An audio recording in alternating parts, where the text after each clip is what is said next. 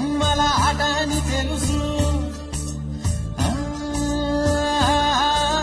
కథ అని తెలుసు, కథ అని తెలుసు, కథలన్నీ కంచికే చేరునని తెలుసు.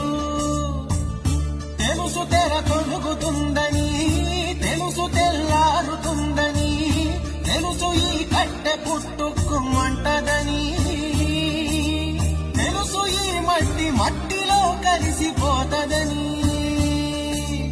ఎన్ని తెలిసి ఇరకాటంలో పడిపోతావు